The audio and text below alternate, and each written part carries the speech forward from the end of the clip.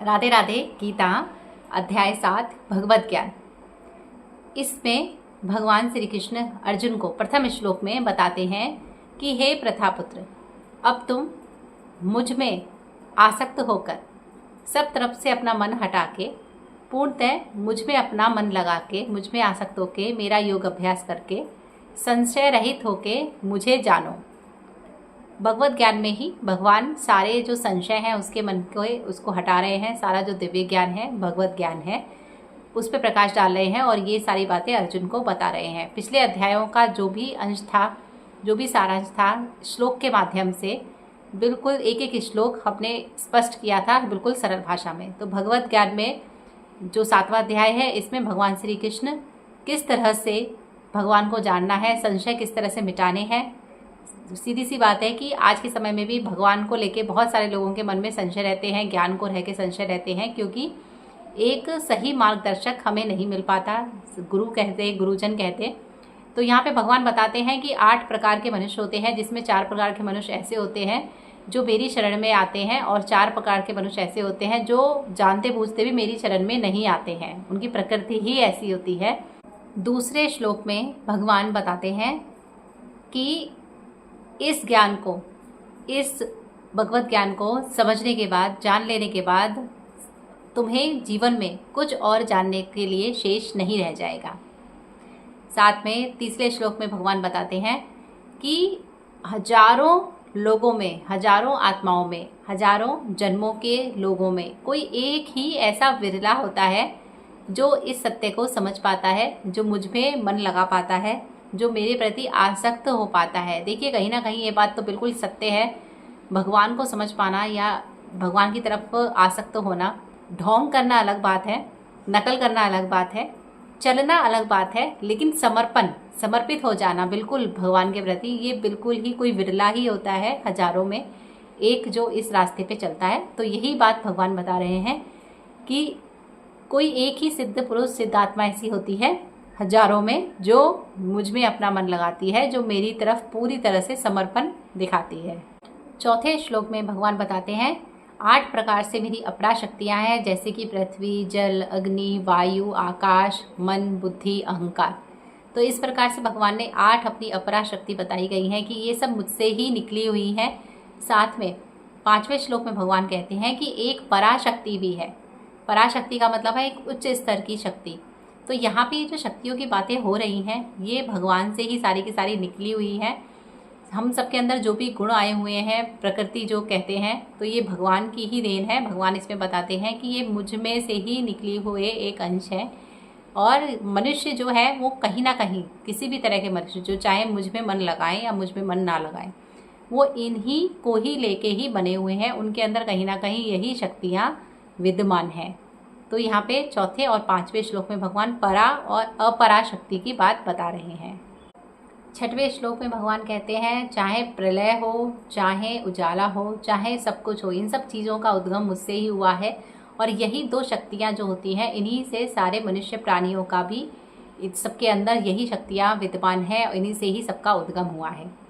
साथ में भगवान ये भी बताते हैं कि इस संसार में जो कुछ भी घटित होता है, चाहे प्रलय हो, चाहे सब कुछ हो, वो सब कुछ मुझसे ही घटित होता है, मुझसे ही निकलता है सब कुछ। तो यहाँ पे भगवान अपने आप को बता रहे हैं और साथ में बताते हैं कि जो सर्वश्रेष्ठ सत्य है वो मैं ही हूँ। यानी सत्य की अगर कोई परिभाषा है तो भगवान श्री कृष्ण है।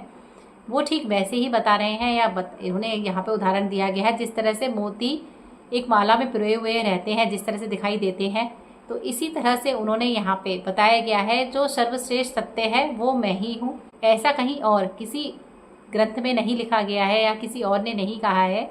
गीता में भगवान श्री कृष्ण स्वयं कहते हैं कि मैं ही हूँ परा, मैं ही हूँ अपरा, मैं ही हूँ सत्य, मैं ही सर्वश्रेष्ठ हूँ। जो तीनों रूप हैं, ब्रह्मा विष्णु महेश, वो भी मुझ में ही विद्यमान है। जो सत्य है वो मैं ही हूँ। 8वें, 9वें, 10वें, 11वें श्लोक में भगवान जो बातें बता रहे हैं, तो 8वें श्लोक में भगवान कहते हैं कि आकाश का उजाला, चंद्रमा का प्रकाश, सूर्य का प्रकाश, ये सब कुछ मैं ही हूँ। ओमकार की जो ध्वनि है वो भी मैं ही हूँ। मानव के अंदर जो सामर्थ्य है वो भी मैं ही हूँ। तो देखिए, यहाँ पे हम कितना भी अपने आप को अलग समझें, अलग अलग हमने अपने भगवान बांट लिए हैं, लेकिन भगवान बता रहे हैं कि सबके अंदर मैं ही विद्यमान हूँ और ये सब कुछ मुझसे ही आया हुआ है। तो यहाँ पे भगवान हर चीज़ के बारे में डिटेल बता रहे हैं कि जल का स्वाद भी मैं हूँ। देखिए, सोचने की बात है कि हमारे आसपास बहुत तरह का जल है, दूषित है, प्रदूषित है, स्वच्छ है, पानी समुद्र के रूप में भी मौजूद है, लेकिन फिर भी हम किसकी तरफ आकर्षित होते हैं? साफ और स्वच्छ जल की तरफ। क्यों? क्योंकि उसमें कहीं ना कहीं विद्यमान है शुद्धता, यानी परमात्मा। तो परमात्मा यहाँ पे बता रहे हैं कि ये जो जल का स्वाद भी है ये भी मैं ही हूँ। मतलब हर चीज़ में भगवान ने अपने आप को ही दर्शाया है कि हर छोटी छोटी चीज़ में और हर सामर्थ्यवान और बलवान चीज़ में मैं हूँ। 9वें और 10वें श्लोक में इसी बात को बढ़ाते हुए भगवान बताते हैं कि पृथ्वी की सुगंध, ऊष्मा की सुगंध, ऊष्मा का तपिश, तपस्वियों का तेज, ये सब भी मैं ही हूँ। और जो बुद्धिमान होते हैं उनकी बुद्धि, सामर्थ्यवान का सामर्थ्य, ये भी मैं हूँ। साथ में जो बीज होता है वो भी मैं हूँ, यानी अंत और शुरुआत भगवान ही है। तपस्वियों का तप भी भगवान कहते हैं, वो भी मैं ही हूँ। 9वें और 10वें श्लोक में भगवान ने अपनी व्याख्या इस तरह से की है कि भगवान ने पृथ्वी के अंदर, ये बात तो बिल्कुल सत्य है, मिट्टी के अंदर कोई सुगंध नहीं डालता। पानी डालते ही उसके अंदर सौंधी सुगंध निकलती है। वो कहाँ से आती है? सब कुछ देखा जाए तो परमात्मा का ही है, परमात्मा का ही दिया हुआ है, यानी भगवान श्री कृष्ण का ही दिया हुआ है। सृष्टि के पालन करता भी वही है। बहुत बार हमारे जीवन में ऐसा समय आता है कि हम परमात्मा से मुंह मोड़ लेते हैं, क्योंकि हमारी जो इच्छाएं होती हैं वो हमसे ऐसा करवाती हैं। अगर हमारे मन के हिसाब से चीज़ें नहीं होती हैं तो हमें गुस्सा आता है, हमें लगता है भगवान वगैरह कुछ नहीं है, ऐसा है तो उनके साथ ऐसा क्यों हो रहा है, ऐसा है तो हमारे साथ ऐसा क्यों हो रहा है। देखिए, सब कुछ कर्म का फेर है। अगर आपने पिछले मेरे जो अध्याय हैं सुने हैं तो उसके हिसाब से हमें अपने कर्म के हिसाब से ही फल मिलता है। बेशक हमने इस ज़माने में, इस समय में कितना भी अच्छा कर्म किया हो, लेकिन प्रारब्ध हमें पता नहीं है, पूर्व हमें पता नहीं है, किस जन्म में हम क्या थे हमें पता नहीं है।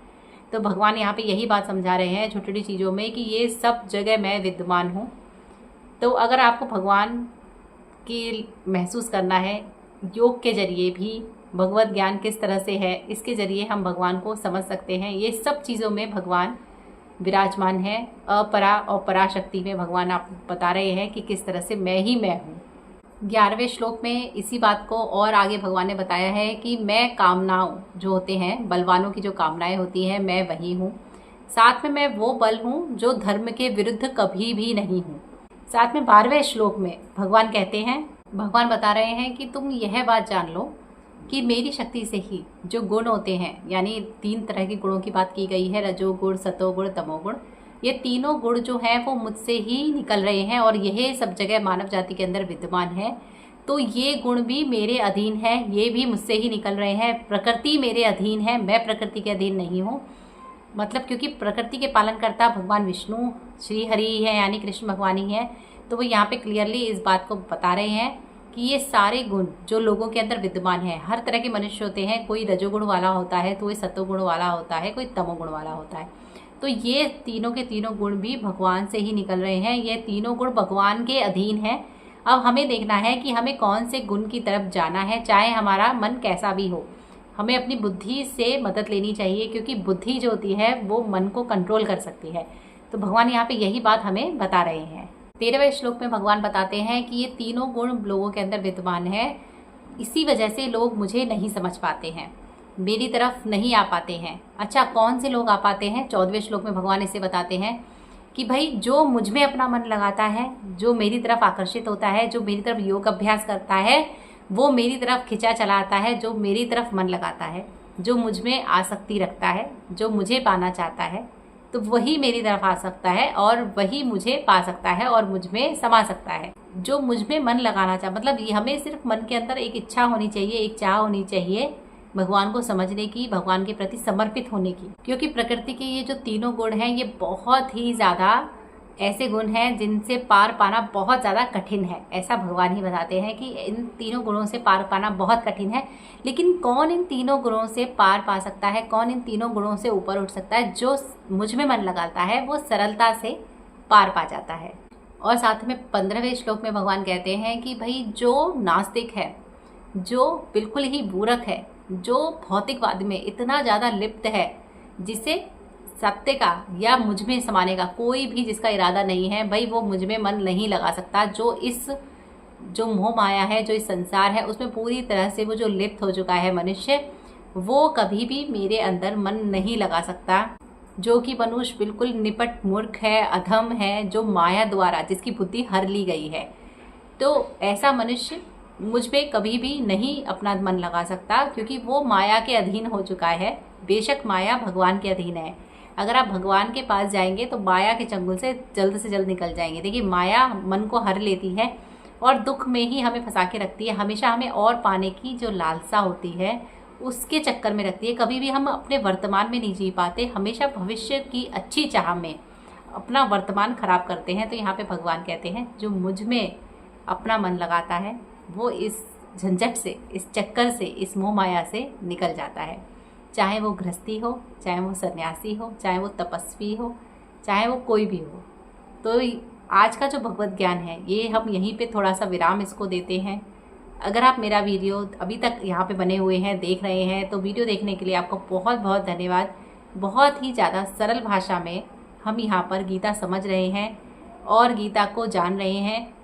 बेशक ये भगवान ने बात गीता में भी कही है, आगे भी आपको समझ में आएगा कि हर कोई भगवान की चीज़ों में मन नहीं लगाता। जितने भी लोग आप मुझसे चाहे जुड़ रहे हैं, आप मुझसे नहीं जुड़ रहे हैं, आप भगवान से जुड़ रहे हैं। मैं एक माध्यम हूँ। तो हम बहुत ही ज़्यादा सरल भाषा में यहाँ पे गीता समझ रहे हैं। इस वीडियो को ज़्यादा से ज़्यादा लोगों में आप शेयर कीजिए। साथ में हर एक वीडियो को आप सुनिए, समझिए। बहुत कुछ चीज़ें आपको अपने जीवन में सरलता से समझ में आएंगी, दिखाई देंगी, जैसे जैसे आप आगे बढ़ते जाएंगे। तो वीडियो देखने के लिए आपका बहुत बहुत धन्यवाद। अगर आपको वीडियो अच्छी लगती है तो वीडियो को लाइक करें, चैनल को सब्सक्राइब करें। राधे राधे।